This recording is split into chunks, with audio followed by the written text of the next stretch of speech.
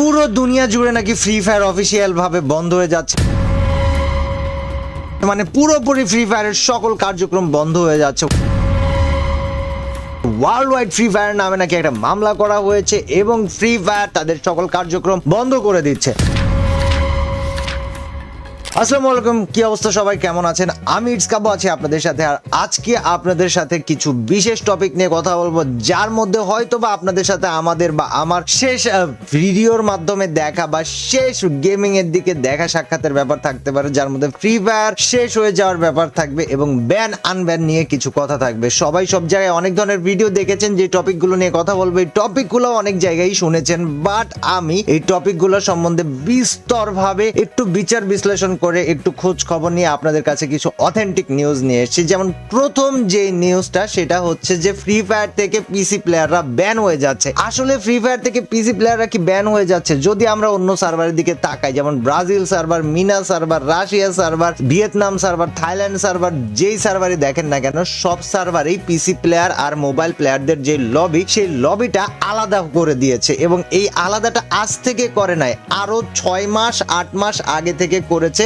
শুধুমাত্র অনলি বাংলাদেশ সার্ভারটা, যেহেতু আমাদের বাংলাদেশ সার্ভার একদমই নতুন সার্ভার ছিল, এর কারণে আমাদের বাংলাদেশের এই সার্ভারে ফ্রি ফায়ার মোবাইল প্লেয়ার এবং পিসি প্লেয়াররা একসাথে খেলতেছিল। কারণ সার্ভারটা স্ট্যাবলিশড হইতে একটু সময় নিবে, এই জন্য তারা তখনই মোবাইল আর পিসি কে আলাদা করে নাই। বাট যখন বাংলাদেশ সার্ভারের বয়স 1-2 বছর হয়ে যাচ্ছে, তখন ফ্রি ফায়ার এসে এখন শিওর ভাবে ইমপ্লিমেন্ট করতে চাচ্ছে এই ব্যাপারটা যে ফ্রি ফায়ার এখন থেকে বাংলাদেশ আর মানে মোবাইল আর পিসির যেই লবি সেটা আলাদা করে দিবে। এটা কিভাবে কাজ করবে? ধরেন আপনি যদি পিসি প্লেয়ার হন এবং আপনার সাথে বাকি 3 জনও যদি পিসি প্লেয়ার হয়, তাহলে আপনারা যে লবি পাবেন ওই লবির প্রত্যেকটা প্লেয়ার ওই পিসি প্লেয়ারই হবে, বা ওই লবির প্রত্যেকটা স্কোয়াডে অন্তত পক্ষে 1টা বা 2টা পিসি প্লেয়ার থাকবে। আবার যদি এমন হয় আপনি একা পিসি প্লেয়ার, আপনার স্কোয়াডে বাকি 3 জন মোবাইল প্লেয়ার, তারপরেও আপনারা ইমুলেটর লবি পাবেন, যেখানে অপোজিট স্কোয়াডেও এরকম 1 জন 2 জন 3 জন বা 4 জন পিসি প্লেয়ার থাকবে। সো মোবাইল আর পিসি যে একেবারে আলাদা হয়ে যাচ্ছে ব্যাপারটা এরকম না। কিন্তু যদি আপনার স্কোয়াডে বা আপনি যদি শুধু মোবাইল প্লেয়ার হন, ম্যাচ স্টার্ট দেন, তাহলে আপনার যে লবি হবে ওই লবিটা হবে 100% মোবাইল প্লেয়ারদের লবি। এতে আমাদের কি ক্ষতি হতে পারে বা এতে ইউটিউবাররা কিভাবে ক্ষতিগ্রস্ত হতে পারে, সেটা হচ্ছে ম্যাক্সিমাম ক্ষেত্রে কি হয় এই ব্যাপারটা, যে ম্যাক্সিমাম ক্ষেত্রে ইউটিউবাররা যারা পিসি প্লেয়ার আছে তারা বাকি মোবাইল প্লেয়ারদের সাথে ম্যাচ খেলতে পারে না। কিন্তু গাইজ বর্তমান সময় যদি আমরা খেয়াল করে দেখি, বাংলাদেশের প্রত্যেকটা স্কোয়াডেই 1-2টা পিসি প্লেয়ার থাকে, 4টাই মোবাইল প্লেয়ার নিয়ে কেউই খেলে না তেমন বেশি একটা। তবে এই 1-2টা পিসি প্লেয়ার থাকার কারণে আপনাদের সাথে আমাদের ম্যাচে দেখাও হবে, লবিতেও দেখা হবে, ইনশাল্লাহ কোপাকুপি মারামারি ফাটাফাটি সবই চলবে। সো ফ্রি ফায়ার থেকে পিসি প্লেয়াররা ব্যান হয়ে যাচ্ছে বা বিদায় নিচ্ছে, এই কথার কোনো ভিত্তি নাই, এই কথার কোনো সুযোগ নাই। অবভিয়াসলি আমরা যদি নিউজ অপশনটা দেখি, যেখানে বলেছে যে ফ্রি ফায়ারের মোবাইল আর পিসি প্লেয়াররা আলাদা হয়ে যাবে, ওইখানে বলেছে যে player will be matched based on the platform they are mobile or emulator. এই কথার পরে 4টা পয়েন্ট দিয়েছে, এই 4টা পয়েন্টটাই কেউ খেয়াল করে নাই। যেখানে বলতেছে যে যদি তোমাদের টিমে 1টা বা তার বেশি ইমুলেটর প্লেয়ার থাকে, তাহলে এই পুরো টিমটা মানে পুরো স্কোয়াডটা ওই স্কোয়াডদের সাথে ম্যাচ মেকিং এ যাবে বা একই লবিতে যাবে, যেই স্কোয়াড গুলোতে 1টা 2টা 3টা বা 4টা পিসি প্লেয়ার থাকবে, অর্থাৎ অ্যাটলিস্ট 1টা ইমুলেটর প্লেয়ার থাকবে। সো 3টা মোবাইল প্লেয়ার 1টা পিসি প্লেয়ার স্কোয়াড ম্যাচে ঢুকলে অবশ্যই তারা মোবাইল প্লেয়ারও পাবে,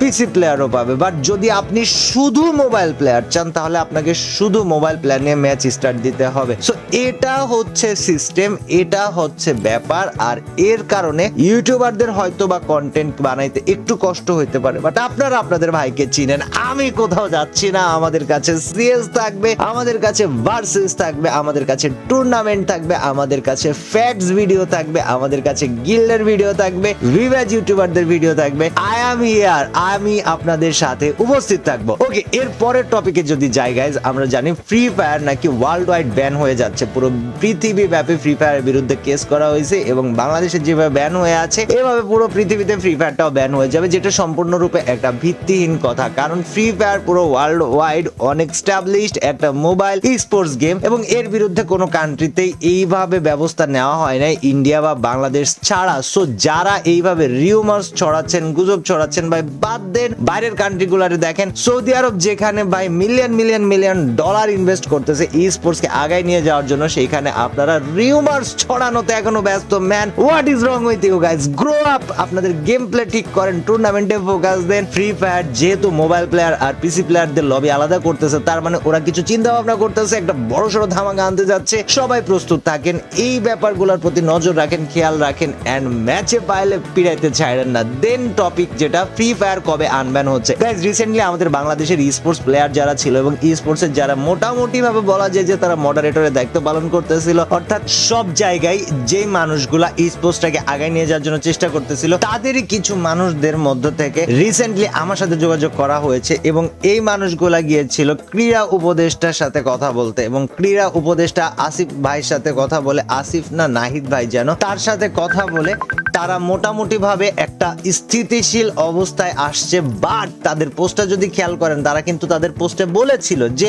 আপনাদের যে এই আনব্যান হওয়াটা এটা এক দুই, মানে এই যে হাতে চুরি মারলাম আনব্যান হয়ে গেল, ব্যাপারটা এরকম না, সময় সাপেক্ষ ব্যাপার। যেটা আমি 2 মাস আগে বলেছিলাম যে ভাই আনব্যান অবশ্যই করার জন্য সবাই চেষ্টা করবে, একটা সিস্টেমেটিক উপায়। এখন আপনি যখন একটা সিস্টেম ফলো করবেন, আপনাকে সময় দিতে হবে, বিশেষ করে ধৈর্যটা আপনাকে বেশি ধরতে হবে। একটার পর একটার পর একটার পর একটা